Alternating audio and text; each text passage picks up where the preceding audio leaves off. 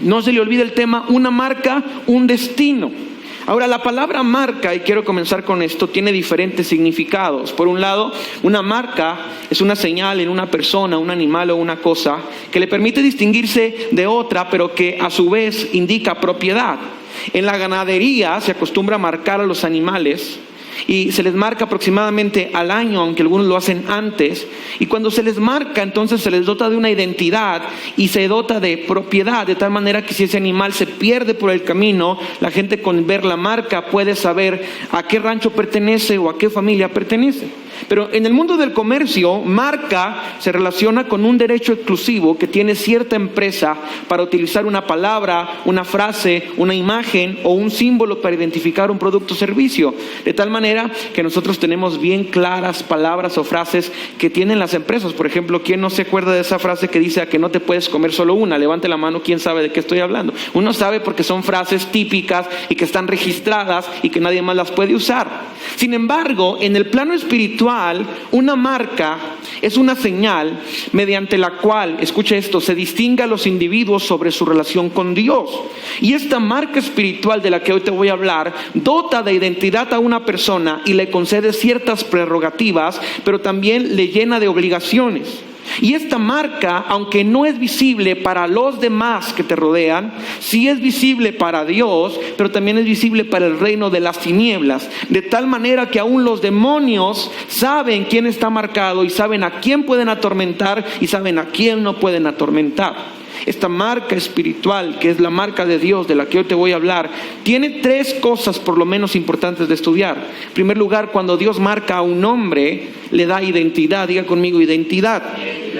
Y no quiero que se pierda, sino que vaya con cuidado. Juan 1:12 dice: pero a todos los que le recibieron, les dio derecho de llegar a ser hijos de Dios. La Reina Valera dice que a todos los que le recibieron, los que creen en su nombre, les dio autoridad de ser llamados hijos de Dios. Pero el verso 13 dice que estos hijos no nacen de sangre, ni de carne, ni de hombre, sino que nacen de la voluntad de Dios. Y cuando tú y yo somos marcados con el sello de Dios sobre nuestro corazón, entonces tenemos una identidad nueva. Y esa identidad nos lleva a pasar de ser esclavos a ser hijos de Dios. Y ser hijos de Dios nos dota de una identidad que donde quiera que tú andes, allí serás reconocido y allí tendrás que ejercer tu identidad y poner en alto tu apellido. De tal manera, hermano, que ser un hijo de Dios nos da una identidad que nos bendice en sobremanera. Porque yo te pregunto, ¿quién se sienta a la mesa a comer con el Padre? ¿El esclavo o el hijo?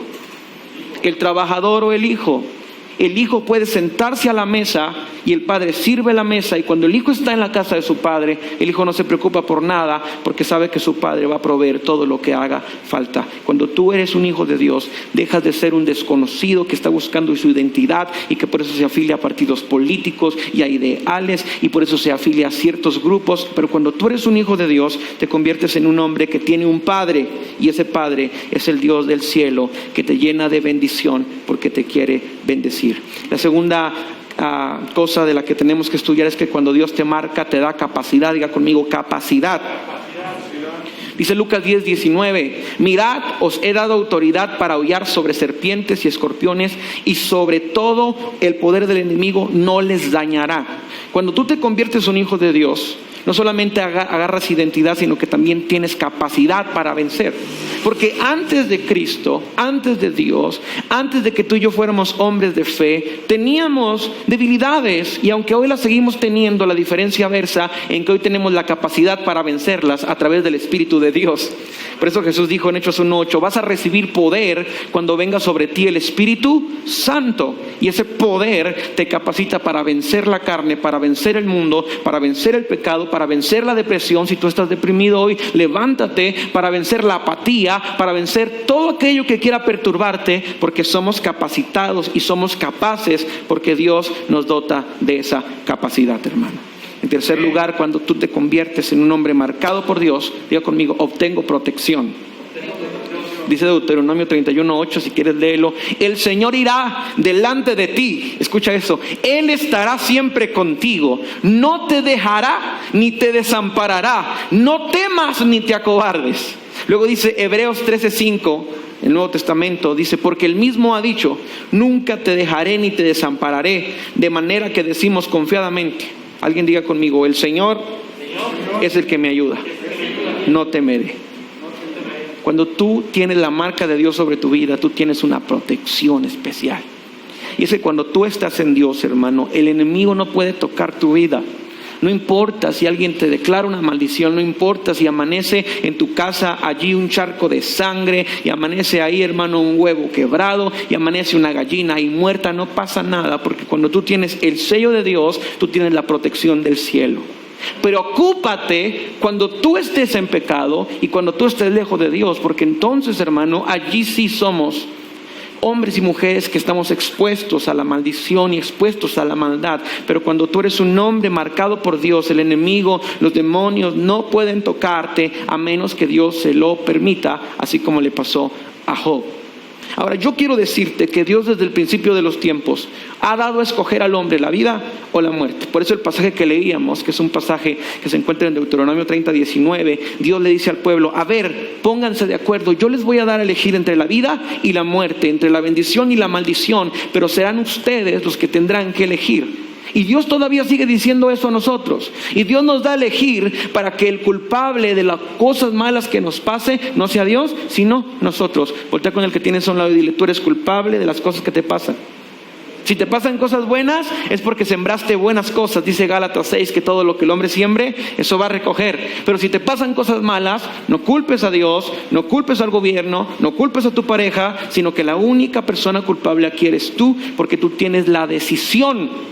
Por eso hoy Dios te dice, voltea a ver a alguien y dile, ¿qué decides? Dile, tienes la vida, tienes la muerte. Dile, tienes la bendición, tienes la maldición. Eso no me corresponde a mí decidirlo por ti. Tampoco yo quiero influenciar qué vas a decidir, sino que yo quiero que sean tus convicciones las que te lleven a tomar una decisión sabia. Y yo hoy le pido a Dios, en el nombre de Jesús, que nos dé la capacidad para decidir correctamente. Alguien diga amén. Ahora vamos a entrar en un tema muy importante. Un tema de elección.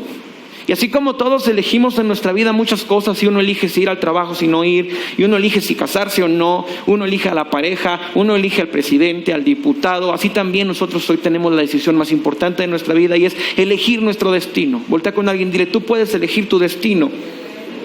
Y tu destino, escucha, tu destino dependerá de la marca que esté sobre ti.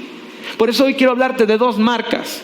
Y estamos en un tiempo donde se ha venido hablando mucho, y es que es charla entre cristianos y no cristianos, entre el Facebook, el Twitter y todas las redes sociales acerca de la marca de la bestia. Y hoy, hermanos, se mueve ahí unas informaciones que cuando llegue la vacuna del coronavirus no te la pongas porque es la marca de la bestia, que el chip, que quién sabe qué. Yo vamos a hablar todas esas cosas para que tú hoy quites de tus ojos aquella venda que no te permite ver las cosas bien y que entiendas y asimiles de realmente cuál es la importancia de la marca del cordero y qué significa la marca de la bestia y qué va a pasar cuando venga esa marca. Pero antes de entrar en ese tema, primero te quiero enseñar por qué las marcas son importantes en la Biblia. Diga conmigo, las marcas son señales en la Escritura. Ok, hay varias señales y yo solamente te quiero hablar dos por razón del tiempo.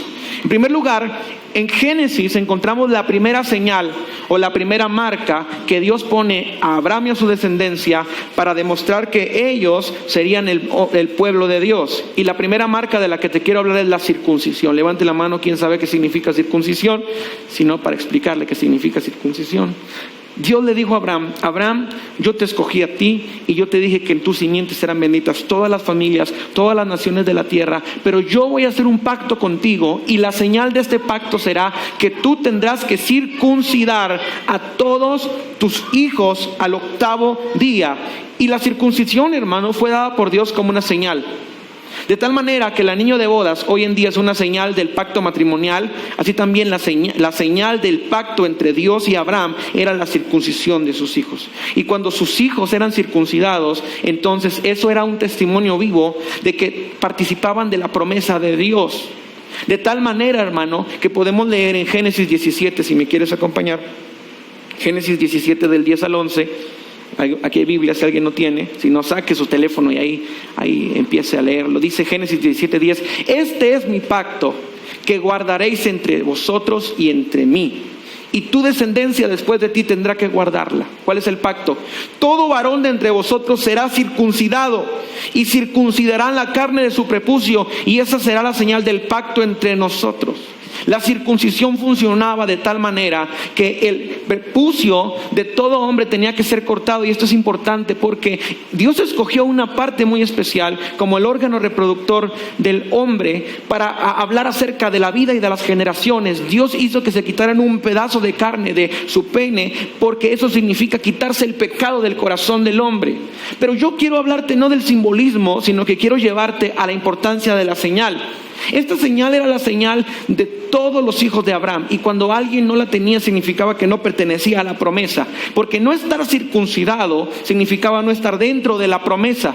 De tal manera, el otro día Diego y yo estábamos leyendo Éxodo, que cuando Dios llama a Moisés y le dice: quiero que vengas y que saques al pueblo de Egipto, cuando él ya viene con su esposa Séfora y sus hijos, de repente Dios se le encuentra en el camino, o le encuentra en el camino y lo quiere matar. ¿Sí sabías que Dios quiere matar a Moisés una vez? ¿Sabes por qué lo quería matar? Porque él no había cumplido con el pacto de la circuncisión. Por eso es que su mujer Débora agarra a uno de sus hijos, le corta el prepucio y lo avienta ante los pies de Moisés, y Dios lo perdona. Porque no estar circuncidado significaba no estar dentro de la promesa. Porque la circuncisión era una señal. Con el tiempo la circuncisión dejó de ser una circuncisión física para convertirse en una circuncisión espiritual. Porque eso dice Deuteronomio 10:16. Luego Moisés le da un nuevo sentido y dice: circuncidad pues el prepucio de vuestro corazón y no endurezcáis más nuestras mentes. Porque hoy en día nosotros como pueblo de Dios ya no circuncidamos más el pene en el caso de los hombres, sino que ahora nosotros tenemos que quitar de nuestro corazón todo aquello que está de más, significa el pecado, la amargura, el odio, el rencor. Por eso si hoy no lo has quitado, yo te digo, quítalo, porque vas a ver la bendición de Dios. De tal manera que uno de los conflictos más grandes en el tiempo de la iglesia primitiva en el libro de Hechos es que los judíos querían que los gentiles se circuncidaran, pero luego Pablo empieza a formular una doctrina en la que dice: no es necesario que se circunciden porque ya han sido circuncidados sus corazones. La segunda señal o la segunda marca de la que te quiero hablar como un antecedente del tema es la marca de sangre. Diga conmigo: la marca de sangre. ¿Alguien se acuerda de la marca de sangre en Egipto? La última plaga que Dios envió a Egipto fue la plaga de la muerte. Todos los primogénitos murieron.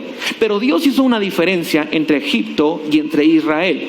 Y la Biblia dice en Éxodo 12 que la diferencia estaba simbolizada en la sangre que ellos tuvieron que pintar o untar en las puertas de sus casas. Era una señal. Y esta señal, hermano, era un recordatorio del vínculo que ellos tenían para con Dios. Y esta señal era el producto de la fe y de la obediencia del pueblo. Ahora dice la Biblia, y no lo voy a leer porque no hay tiempo, léelo en tu casa, Éxodo 12, dice: Dios, tomarán de la sangre. Ellos tenían que sacrificar un cordero y después tenían que tomar de la sangre. Y esa sangre no era suficiente solamente verterla de las venas del cordero, porque cuando tú decapitas al cordero, cuando tú decapitas a alguien, las venas empiezan a arrojar la sangre y la presión de la sangre es muchísima. Por eso es que cuando a alguien le ponen por aquí, hermano, una intravenosa y de repente se le desconecta, se le mueve, saltan chorros de sangre.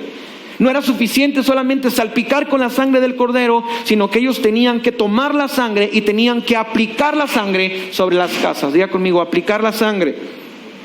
Otra vez diga: aplicar la sangre. Porque la sangre no iba a llegar sola a las puertas. Y la fe del pueblo consistía en tomar la sangre y aplicarla. Por eso es, hermano, que hoy nosotros tenemos una sangre aplicada también sobre nuestras vidas, de la que te voy a hablar más adelante, porque todo esto que estoy hablando era sombra de lo que habría de venir. Y entonces, hermano, la sangre tenía que ser creída, tomada y reclamada, porque para Dios la vida está en la sangre. Y el modelo de perdón de Dios era que tenía que morir un culpable por los inocentes, y la manera en la que tenía que morir era derramando su sangre. La Biblia dice que Dios les dijo que cuando ellos aplicaran la sangre, Dios vendría y vería la sangre. Es decir, que este acto de fe que consistía en untar la sangre en la casa era un acto que se sobreponía a todo lo que ellos hacían o hicieron.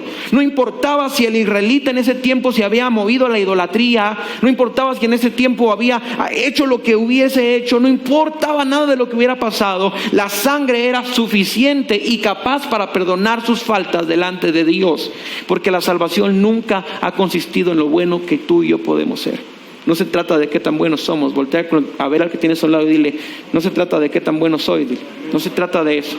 Porque el cielo no se gana con obras, el cielo no se gana con dinero. Somos faltos delante de Dios. Siempre se ha tratado de la justicia de Dios. Y por eso es que Dios dice, cuando yo vea la sangre, es decir, la sangre era una señal ¿para quién? Para Dios. Y entonces, hermano, la sangre se sobreponía a toda duda. Tal vez los israelitas acá estaban temerosos de que fueran a morir, pero la sangre les funcionaba y entonces la duda no importaba porque Dios los perdonó. Dios quitaba toda inseguridad, Dios quitaba todo miedo del corazón de ellos porque les había dicho que ellos iban a ser salvos de la maldad y de la maldición que vendría a Egipto. Ahora, entre los israelitas, imagínate, había muchas cosas que censurar, muchas incapacidades, muchas debilidades. A lo mejor las vidas de ellos no eran perfectas como las de nosotros tampoco lo son. A lo mejor las casas estaban desordenadas, a lo mejor había pleito entre el esposo y la esposa. Sin embargo, la seguridad de perdón se encontraba en la sangre y solamente en la sangre y en el hecho en el que Dios se había propuesto mirar la sangre y no mirar lo que había dentro de la casa. Diga conmigo, Dios se ha propuesto mirar la sangre. Porque la sangre es suficiente. Y por eso es que esta marca en Éxodo 12, hermano, es una marca que era por señal para Dios, pero también era una señal para el enemigo. Porque Él dice que cuando el enemigo viniera, que cuando el ángel de la muerte viniera y viera la sangre en las casas, ¿qué haría? Se saltaría. Por eso la Pascua que celebran los judíos, los católicos, los cristianos y muchos más en el mundo, no es otra cosa más que celebrar este momento de redención de Israel, donde Pascua significa saltarse. De tal manera que Dios exaltó las casas de los israelitas por causa de la señal. Ahora, en el final de los tiempos habrá dos marcas: la marca de la bestia y la marca del cordero. Diga conmigo, la marca de la bestia y la marca del cordero. Ahora, yo quiero preguntarte algo antes de continuar y quiero ver mi reloj un poquito por acá. Ok. ¿Estás listo para escuchar eso? Va a ser mucha información que traté de sintetizar lo más que pude, porque si yo nada más te hablo de la marca de la bestia, pero no te explico quién es el dragón y quién es la bestia y quién es el falso profeta, no vas a entender nada. Entonces yo te pregunto, ¿estás listo? ¿Quieres escuchar esto? Vamos a escucharlo y pon mucha atención porque esto te va a bendecir como no tienes una idea. Y si te queda alguna duda, bueno, al final de la reunión, acércate conmigo y entonces te la voy a explicar a detalle. Apocalipsis 14 del 9 al 11, y esto sí quiero que lo leamos porque esto es parte importante. Al final de los tiempos habrá dos marcas. La primera marca será la marca de la bestia, que obrará en la vida de todos aquellos que se rindan ante el sistema económico, político y global del anticristo. Pero hay una marca que ha existido siempre antes de la bestia y esa es la marca del cordero. Incluso Pedro dice en su primera carta, mientras tú encuentras el texto, que Cristo es un cordero que fue ofrecido en sacrificio antes de la fundación del mundo, pero fue traído hasta el tiempo correcto, de tal manera que siempre ha existido la marca del cordero para los hombres como modelo de salvación. Cuando yo tengas Apocalipsis 14 del 9 al 11, por favor dime amén y la vamos a ir leyendo. Dice la Biblia, ¿ya estás listo? Vete a la segunda parte del 9. Después un tercer ángel lo siguió mientras gritaba: todo el que adore a la bestia y a su estatua o acepte su marca en la frente o en la mano derecha tendrá que beber el vino de la ira de Dios, que se ha servido sin diluir en la copa del furor de Dios. ¿Qué les va a pasar a los que tengan la marca de la bestia? Bien, ellos serán atormentados con fuego y azufre ardiente en presencia de los ángeles santos y del cordero. El humo de su tormento subirá por siempre jamás, y no tendrán alivio ni de día ni de noche, porque adoraron a la bestia y a su estatua y aceptaron la marca de su nombre. Quiero aclararte varios conceptos. El libro de Apocalipsis es un libro que está lleno de simbolismos. Es un libro que está lleno, hermano, de misterios que tienen que descubrirse, no de forma literal, sino de una forma muy crítica y muy objetiva. La Biblia nos habla que cuando Dios empiece a traer juicio sobre la tierra, y eso va a pasar según Apocalipsis 4 y 5, y esto solamente es como un extra para que lo entiendas, cuando por fin en el cielo el Cordero que es Cristo tome aquel rollo y empiece a quitar los sellos, y cuando quite los sellos van a empezar a pasar cosas en el mundo que uno no imagina ni asimila cómo van a ser. Ahora, cuando eso pase, la Biblia relata que va a manifestarse el anticristo. Y hay tres figuras en el libro de Apocalipsis de las que te quiero hablar el día de hoy, que no son iguales, sino que tenemos que distinguirlas. La primera figura, diga conmigo, el gran dragón. Diga conmigo, la bestia. Y diga conmigo, el falso profeta. Ok. Tres figuras básicas: el gran dragón o el dragón, la serpiente antigua también se le llama, La bestia es el anticristo, ¿sí? La segunda bestia o el falso profeta son un tercer personaje del que te quiero hablar el día de hoy. Quiero aclarar conceptos. ¿Quién es la bestia? Sencillo, Apocalipsis 12, la bestia es Satanás. Satanás es aquel ser que de acuerdo al Nuevo Testamento está en contraste con la voluntad del Creador, y que de acuerdo a Isaías 14, a Ezequiel 28 y a Génesis 1:2, él entró en una rebelión en el cielo, y por causa de esa rebelión él fue expulsado del cielo, y a partir de ahí comenzó una rebelión donde él está en contra de la voluntad de Dios, pero donde también él odia al ser humano. Y entonces, hermano, él está empeñado en frustrar los planes de Dios. Y cuando Satanás aquí se refiere como el gran dragón, se refiere, hermano, a aquel ser maligno que tiene su corazón lleno de odio, lleno de amargura, lleno de rebeldía, lleno de iniquidad, y que quiere frustrar los propósitos de Dios. Este dragón es simplemente Satanás. Y Satanás simplemente es aquel querubín protector del que habla el Antiguo Testamento, llamado Luzbel, que traducido es bella luz o luz bella. Ahora, ¿Dios creó un diablo? Pregúntale al que tienes a un lado, ¿creó Dios un diablo? Porque si creó Dios un diablo, entonces todo es propósito de Dios. Y Dios nos tiene como marionetas ahí moviéndonos entre el bien y el mal. ¿Creó Dios un diablo? ¿Creó Dios los demonios? No los creó. Dios no creó un diablo. Dios creó un querubín santo. Dios no creó los demonios. Dios creó ángeles hermosos que por causa de sus propias decisiones terminaron en contra de la voluntad del Padre, y por lo tanto terminaron haciendo o convirtiéndose en lo que hoy son. Ahora, el segundo concepto del que el Nuevo Testamento habla, específicamente Apocalipsis, es la bestia. Di conmigo, la bestia.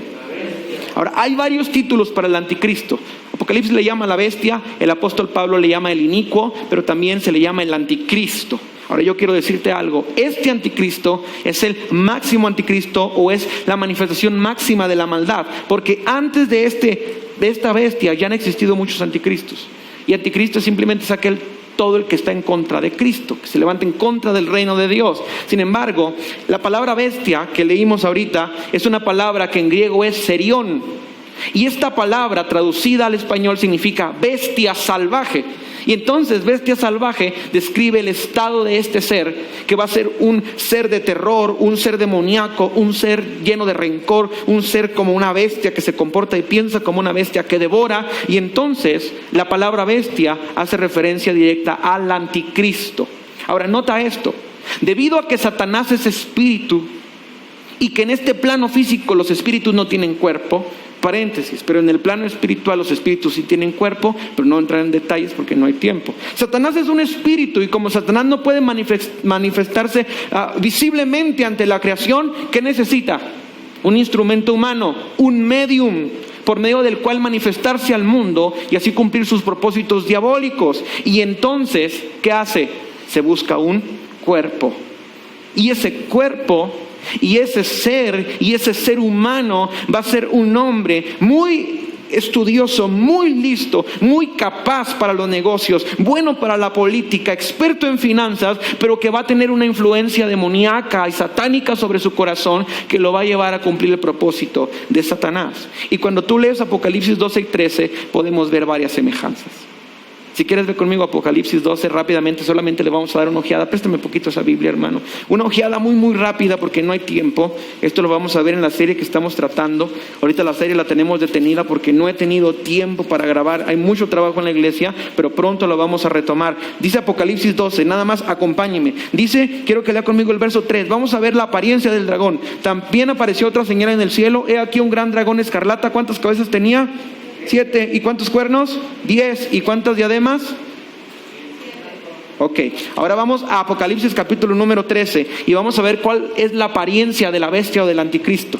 Quiero que leas conmigo el verso número 1, 13:1. Me paré sobre la arena del mar y vi subir del mar a una bestia que tenía ¿cuántas cabezas? 7 y 10 cuernos, y en sus cuernos 10 diademas, y sobre sus cabezas un nombre blasfemo. Nota esto: los dos son muy parecidos porque tienen cuernos, tienen cabezas, tienen diademas, y esto significa de una manera muy sencilla que es semejante al dragón, que el anticristo es semejante al dragón, a Satanás, porque estos dos están ligados, están ligados y están metidos en el mismo propósito. Ahora vamos a definir por qué subía del mar. Dice Isaías 57:20, si quieres anótalo y léelo en tu casa, que el mar representa a la humanidad. Y cuando la Biblia dice que esta bestia, y esta bestia no es un ángel, esta bestia no es un arcángel, sino es un ser humano con carne y huesos como tú y como yo, subía del mar. ¿Y por qué del mar? Porque el mar representa el estado caótico de la humanidad. Cuando el anticristo se manifieste, habrá una tensión militar, una tensión política, una tensión económica y tal vez miles de pandemias alrededor del mundo como la que hoy tenemos. Si tú crees que esta pandemia, hermano, es una señal de que ya el anticristo viene, siempre ha habido pandemias y ha habido un montón de pestes y de maldades y de, hermano, enfermedades, pero cuando el anticristo se manifieste, todo esto va a ir en aumento. Entonces, cuando el anticristo se manifieste, se va a encontrar con un mundo en caos. Diga conmigo, en caos. Que van a necesitar paz, pero que no la van a conseguir por las guerras. Y cuando tú lees Apocalipsis 6, te das cuenta que cuando el anticristo se manifieste, vendrá vestido de blanco, que representa la paz, y traerá un arco, pero sin flechas, que significa que va a ganar la paz, pero sin guerra. De tal manera que este líder político va a ser tan capaz y tan bueno para hablar, que va a convencer a todas las naciones de ya no pelear, y va a encontrar paz en el mundo, y va a encontrar estabilidad financiera en el mundo. Y entonces, hermano, este hombre del que te estoy hablando, llamado la bestia o el anticristo, se va a convertir no solamente en un rey de un reino o en un presidente de un país, sino que se va a globalizar todo, y entonces él va a ser el sumo gobernante de todas las naciones. Ahora sígueme con cuidado con eso, porque Apocalipsis dice 6 que tiene un caballo blanco que representa paz, que tiene un arco y que tiene una corona, porque se va a convertir en un líder político. Además, el mar representa su calidad humana, porque este hombre va a ser un humano que va a nacer de entre nosotros, pero que va a tener una maldad en su corazón. Y la bestia, además de ser una persona, representa un sistema. Diga conmigo, un sistema. No tengo tiempo de explicarte el sistema, pero lee Génesis 11 y vas a encontrarte con el sistema del anticristo a través de Nimrod. Ahora, ¿por qué tenía 7 cabezas? Diga conmigo, 7 cabezas. Tú te lo imaginas bien feo, no sé cómo Juan escribió todo eso, pero lo que sí sé es que vio cosas que no podía describir, y entonces a donde le alcanzó la mente. 7 cabezas, hermano, el 7. Y yo te dije que me siguieras con cuidado y que me tuvieras paciencia, porque es mucha información para lo que voy a llegar, que es bien sencillo. El 7 indica plenitud. El número 7 en la Biblia indica plenitud, ¿sí? Y hablar de 7 cabezas denota plenitud de sabiduría. Una sabiduría diabólica, pero también plenitud de poderío militar, porque aunque va a ganar la paz del mundo sin armas, después de 3 años y medio va a ser la mayor potencia del mundo y se va a levantar en contra de Israel. Ahora, ¿qué más significa 7 cabezas? 7 cabezas representan 7 reyes, 7 reinos según Apocalipsis 17:10. Sígueme con cuidado en esto, porque en toda la historia de la humanidad, y el hombre tiene cerca de 6,000 años en la tierra. La tierra no tiene 6,000 años, la tierra tiene miles de años y tal vez millones de años, pero el ser humano tiene solamente 6,000 años. Y en estos 6,000 años, hermano, de acuerdo a la Biblia, solamente se van a levantar 7 imperios que van a tratar de gobernar el mundo. Estos 7 reyes, dice Apocalipsis 17:10, que 5 ya cayeron, que el 6º sigue en pie y que el 7º todavía no llega. Ahora, fíjate bien. Estos 7 reinos o 7 cabezas que tiene el anticristo son 7 potencias mundiales que se han levantado y se van a levantar. Por ejemplo, las primeras 5 ya cayeron. ¿Cuáles son? Egipto, Asiria, Babilonia, los medos persas y los griegos. El 6º sigue en pie. ¿Cuál es el gobierno mundial que siguió después de los griegos? Los romanos.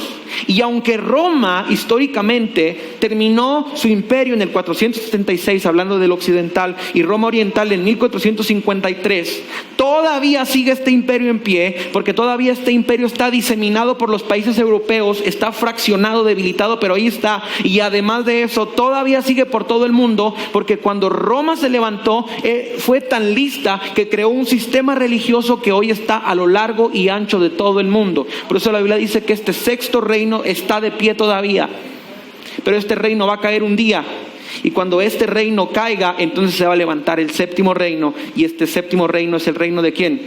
Del anticristo. ¿Y por qué tenía 10 diademas?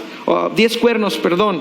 Simplemente porque estos cuernos son símbolo de poder, porque 10 reyes, hermano, van a levantarse y le van a ceder el lugar al anticristo para que él gobierne. Los cuernos son símbolos de poder, de dominio, de fuerza, de autoridad, y estos 10 cuernos representan 10 naciones que van a formar una confederación, así como hoy está el G12 y el G10 y naciones que se juntan para hacer, hermano, acuerdos y tratados, así como México, Estados Unidos y Canadá tienen ahí el tratado de libre comercio, ¿no?, que ya lo reformaron ahora. Estos tratados o estos 10 reinos van a ser una confederación donde van a poner como el rey supremo al anticristo. Y entonces, hermano, escucha esto, en los últimos tiempos, quiero que digas conmigo, últimos tiempos, estas naciones van a surgir.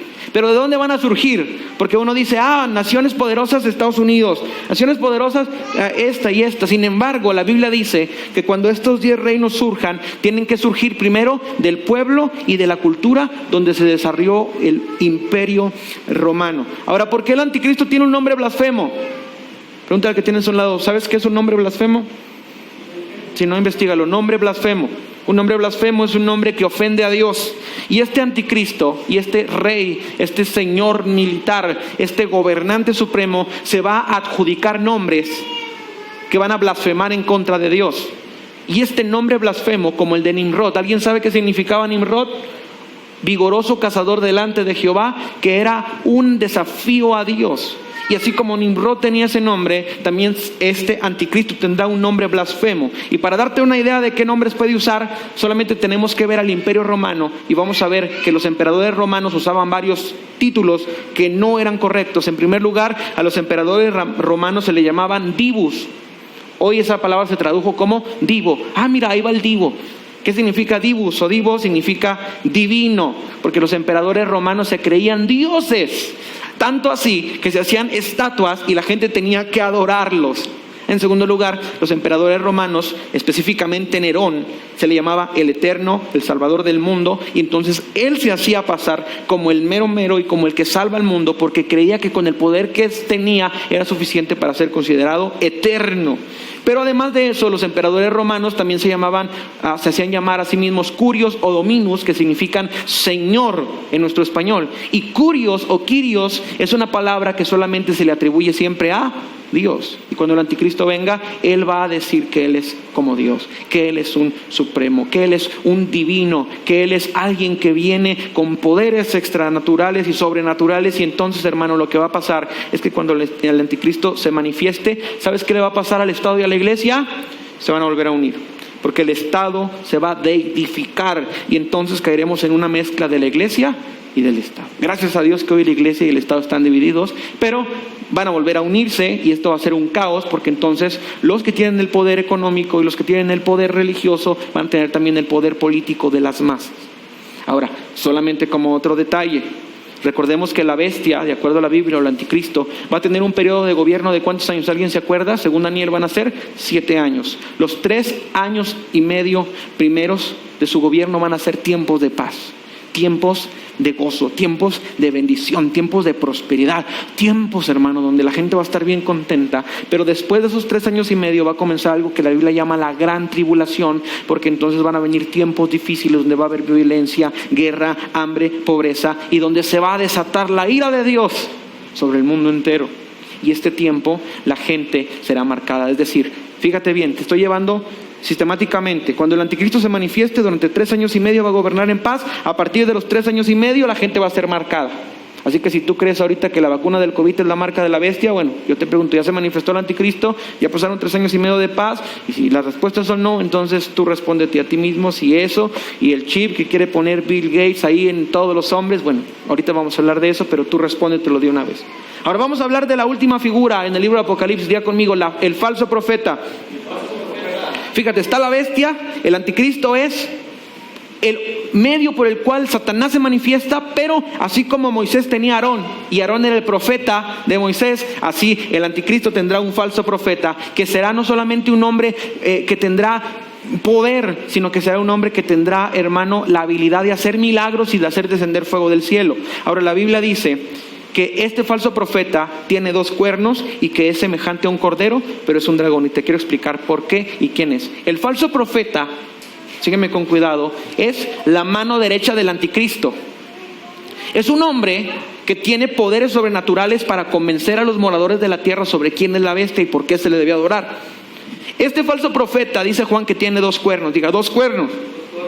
¿Qué significan los cuernos? Poder. Entonces, este falso profeta tiene poder en 2 áreas. En primero, es un líder religioso que tiene el poder sobre las masas porque es un líder fuerte de fe, un líder que mueve las masas por causa de su mensaje, pero además es un líder que tiene dominio y fuerza política. 2 cuernos, político y religioso, poder político y poder religioso, autoridad para mover las masas en la fe, pero también autoridad para mover los controles en el Estado. Y entonces, hermano, dice la Biblia que este falso profeta es semejante a un cordero, porque su apariencia va a ser como de un corderito, santo, bueno, puro, pero que por dentro va a traer al dragón, y entonces va a ser feroz, va a devorar, es malo, y que se va a portar como un león hambriento, como un dragón hambriento, porque va a usar su poder, escucha, para matar a todos los que no adoren a la bestia ni se pongan su marca.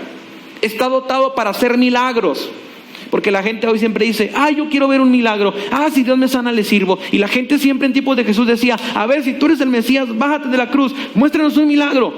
Bueno, ese falso profeta va a hacer los milagros que la gente quiere y los va a convencer. Pero no solamente eso, sino que este falso profeta tiene como objetivo ordenar a la comunidad que se marque la marca de la bestia, que se ponga o se selle la marca de la bestia en su mano derecha o en su frente. Es decir, cuando el anticristo aparezca durante los 3 años y medio, él no va a ordenar a nadie que se marque. El que va a ordenar a la gente que se marque va a ser el falso profeta. Ahora, ¿quién y cuándo va a aparecer el falso profeta? Te lo explico de una manera muy sencilla, tienes que leer Apocalipsis para que lo entiendas. Fíjate bien, la bestia va a ser un personaje militar poderoso que durante 3 años y medio va a traer paz. Cuando rompa el tratado de paz y ataque a Israel, entonces va a destruir a Israel. Va a intentar acabar con Israel y seguramente algunos de sus aliados se van a poner en su contra, y la Biblia dice que van a tratar de matarlo al anticristo, porque Juan dice que esta bestia tenía una herida como de muerte, y efectivamente el anticristo se va a morir porque es hombre. Fíjate bien, a los 3 años y medio el anticristo se muere, lo matan. Sin embargo, la Biblia dice que va a pasar algo sobrenatural con el anticristo, y es que va a estar el cuerpo inerte de ahí, de ese hombre poderoso, el anticristo, y todos los ojos lo van a ver, y entonces de repente, de la nada, él va a volver en sí y va a resucitar. Y cuando resucite, seguramente iba a estar el falso profeta y va a decir a todos, un milagro del cielo, un milagro de Dios. Y entonces va a empezar a decirle a la gente que este hombre que resucitó es muy especial y que lo deben de seguir. Y allí, a los 3 años y medio, es cuando el falso profeta se va a hacer manifiesto, y a partir de ahí va a ser un caos para la tierra. Ahora, la Biblia dice en Apocalipsis 13:18 que el número de la bestia, ¿cuál es? Todos se lo saben. ¿Cuál es el número de la bestia? 666. El problema con eso es que muchos han desarrollado muchas interpretaciones, que muchos han desarrollado varias interpretaciones, y cada quien dice que esa que tiene es la correcta.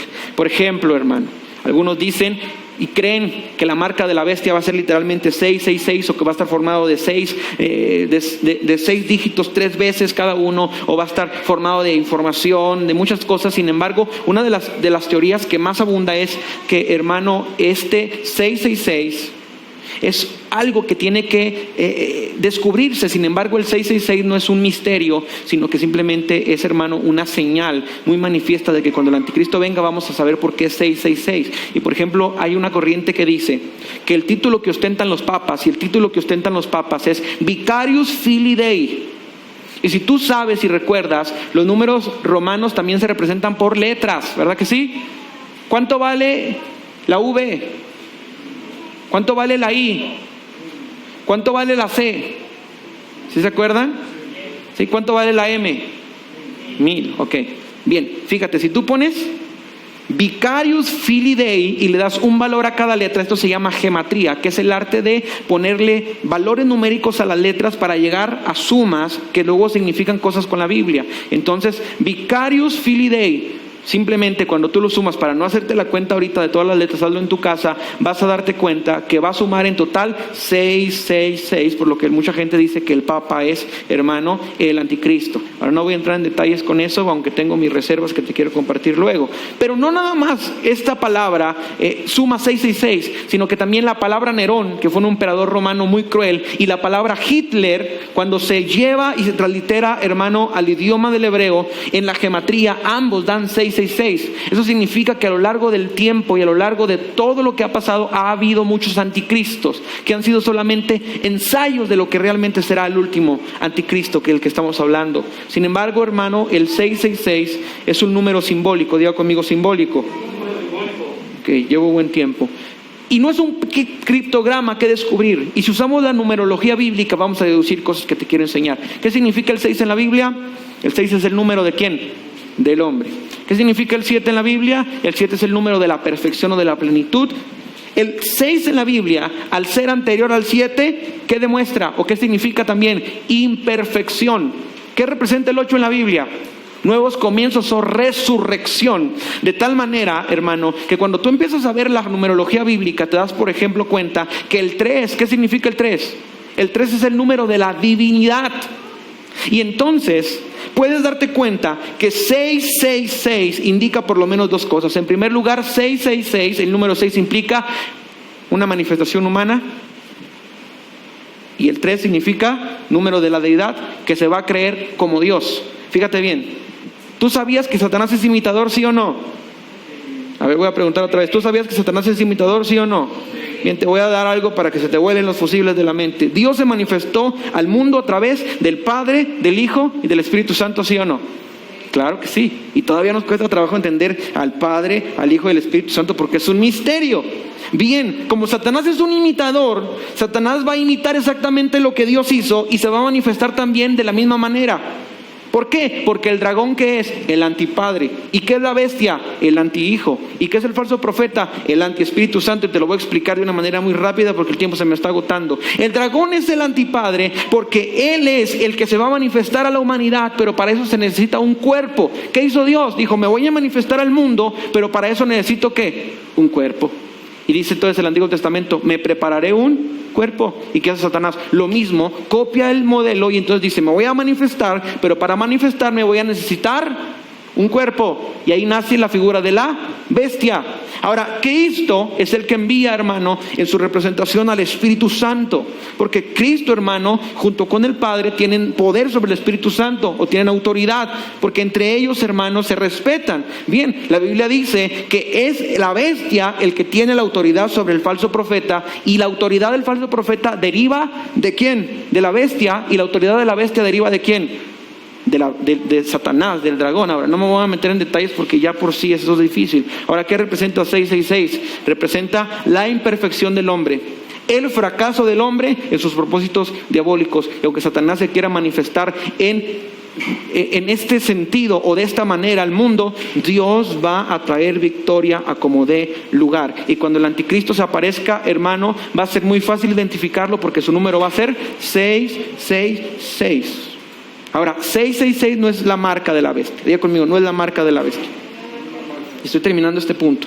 Ahora, ¿es la vacuna contra el COVID-19 la marca de la bestia? ¿Es el chip de control y localización del que están hablando hoy en día la marca de la bestia? ¿Es el código QR? Fíjate bien, hoy en día, desde hace años querían sacar el dinero del mercado, ya no querían meter dinero, ya no querían que la gente agarrara dinero y tuviera dinero, todo lo querían hacer a través de monedas virtuales o a través de tarjetas de crédito, aunque pronto las tarjetas de crédito y débito van a quedar superadas.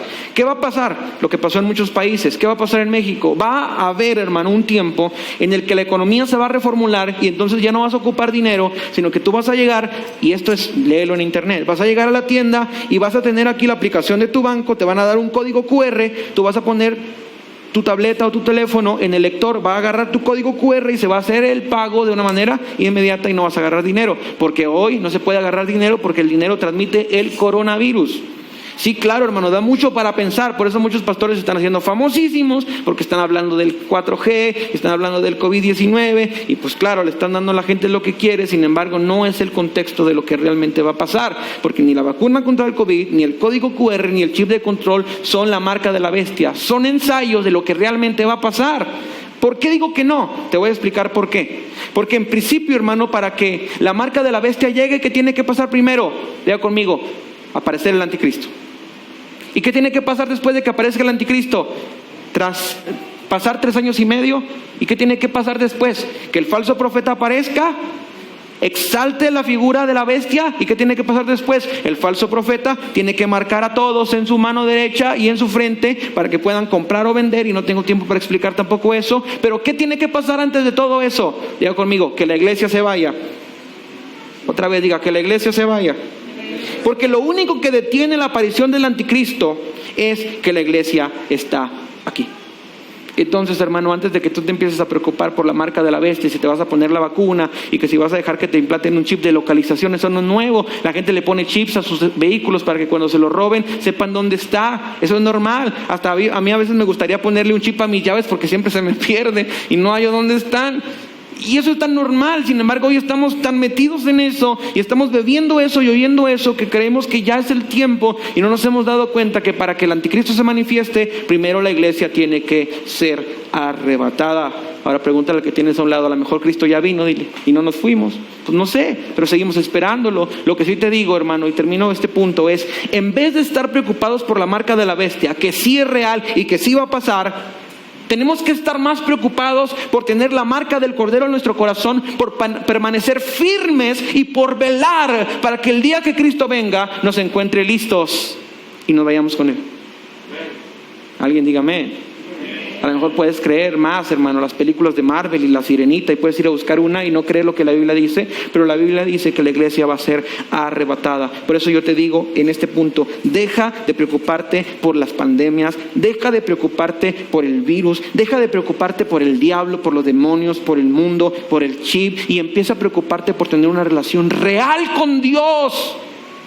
Nada de veras, hermano, no una superficial. Preocúpate por estar en santidad, por guardar tu corazón, por ser fiel, y entonces tu vida será realmente bendecida. ¿Y cuál es la marca que nos debe de importar? La marca del Cordero. Apocalipsis 7 del 2 al 3. ¿Cómo voy? Ya me excedí. Te lo explico rápido, hermano. No quiero dejarte así a medias, ni quiero decirte que vengas el otro domingo para explicártelo, porque voy a empezar una serie.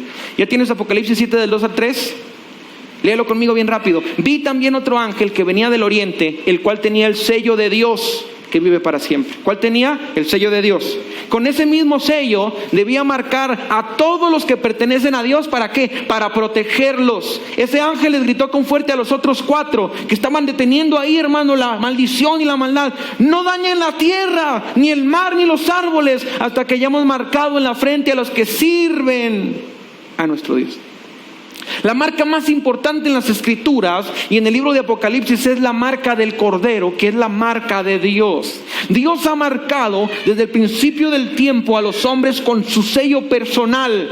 Y con ese sello les ha hecho acreedores de sus bendiciones, pero también les ha hecho acreedores a la salvación. Y en vez de estar hablando de la marca de la bestia y de cuántos ya se murieron y de cuántas cifras salieron hoy en el estado de coronavirus y ver qué va a pasar, y que la peste, quién sabe qué, ya salió en quién sabe qué lugar, y puras cosas que están pasando, y uno está perdiendo ahí la cabeza. Y sin embargo hemos dejado, hermano, de velar por esa marca, y es la marca del Cordero.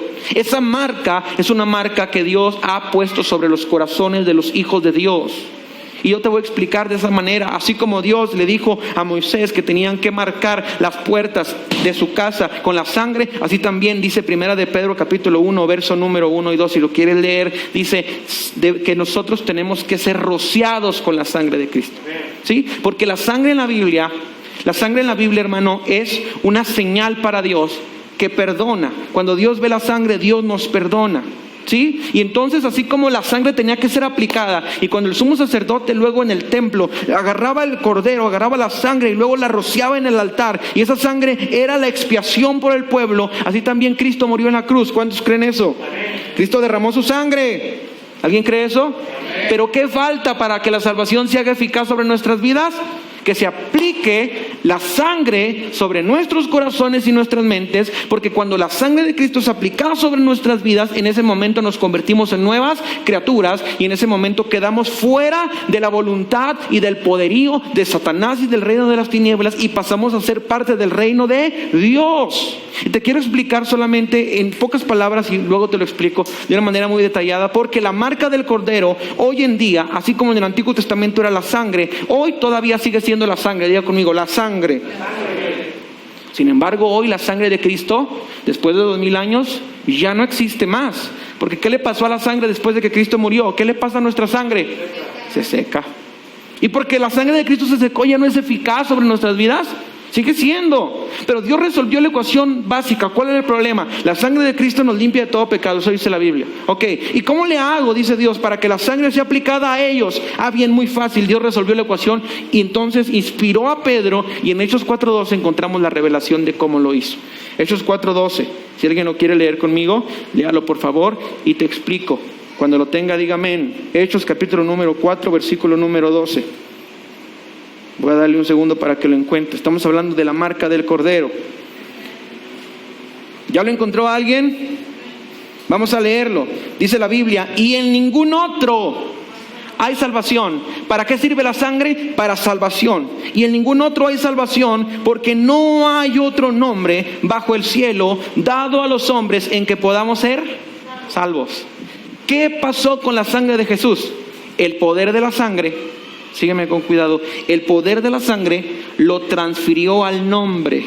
Y entonces todo aquel que invoque el nombre de Jesús, ¿qué va a hacer? Salvo. Porque ¿en dónde está la salvación? En el nombre de Jesús. Y cuando tú tienes el nombre de Jesús sobre tu vida, entonces tú tienes la marca del cielo sobre tu corazón. Y esa marca que Dios nos da es una marca indeleble, que significa que no se puede borrar, que ahí está siempre presente. A lo mejor a veces nos queremos salir del camino, pero Dios termina agarrándonos otra vez acá, porque ese es, hermano, el propósito de Dios, que tú y yo mantengamos firme nuestra fe. Ahora, ¿cómo yo puedo tener el nombre de Cristo sobre mi vida? Alguno preguntará en internet, a lo mejor todos aquí ya saben, pero a ellos no. Sencillamente a través de cumplir Hechos 2:38. Hechos 2:38 dice que necesitamos 3 llaves para entrar al reino de los cielos: arrepentimiento, bautismo en agua y bautismo en espíritu. Yo quiero decirte el día de hoy que tú y yo no tenemos por qué preocuparnos por la marca de la bestia. Voltea con alguien y dile, no te preocupes, hermano. Preocúpate de que no te marque ahí, hermano, el gato, sus garras. Preocúpate de que no te va a morder el perro y te va a marcar ahí el pie. Preocúpate, hermano, de eso, pero no te preocupes de la marca de la bestia. ¿Pero de qué sí nos debemos de preocupar? Primero, de tener la marca del Cordero. ¿Cuántos tienen la marca del Cordero? La tenemos. Entonces, en segundo lugar, ¿de qué nos debemos de preocupar? De mantenernos firmes en la fe. Porque Dios le dijo a Moisés, mira, Moisés, dile a la gente que no salga de sus casas. Sí, porque ya estaba la sangre, ¿cierto? ¿Ya estaba el perdón de Dios? Claro que sí. Pero ¿qué pasaba si alguien se salía de la casa a la medianoche? Se quedaba fuera de la cobertura y por lo tanto quedaba expuesto al ángel de la muerte. Esto es lo mismo que Jesús dijo. Jesús dijo, mijitos, hijitos, queridos, amados, amigos, separados de mí, nada podéis hacer. Es decir, mientras yo me mantenga en Cristo, mientras yo esté en Cristo, yo estoy seguro, porque tengo su marca que me limpia, que me cuida, que me protege, que me capacita. Pero cuando yo voluntariamente me alejo de esa marca y me alejo de mi Cristo, entonces no es que la salvación se perdió, la salvación sigue estando ahí, porque Cristo es la salvación de nuestras vidas. Lo que se perdió es la relación, y por lo tanto cuando yo renuncio a la relación con Cristo, también renuncio ¿a qué? A su salvación. Y esto es un problema, hermano. La salvación no es algo que se pierde, la salvación siempre está ahí, porque la Biblia dice, hermano, que Cristo pagó una sola vez por los pecados. Cristo no tiene que morir todos los días porque su sangre es suficiente para perdonar nuestros pecados pasados, presentes y futuros. Entonces, ¿cómo es que se dice que la salvación se pierde? Sencillo, porque cuando tú te alejas de Cristo, entonces pierdes la cobertura. ¿Sí entiendes eso? Es muy sencillo. Y lo que yo te quiero decir como conclusión es, hermano, tú tienes todavía la decisión entre la vida y la muerte. Y a lo mejor ya decidiste la vida. ¿Cuántos decidieron la vida? Pero dice un dicho, hermano, muy famoso, que en la casa del jabonero, ¿se sabes lo demás? El que no cae, resbala. Y la Biblia, por si fuera poco, dice que el que crea estar firme, mire que no caiga. Y tú y yo tenemos que guardar nuestra vida. Guárdate, hermano, no es para meterte miedo en tu mente. Guárdate, porque si hay algo cierto es que Cristo viene.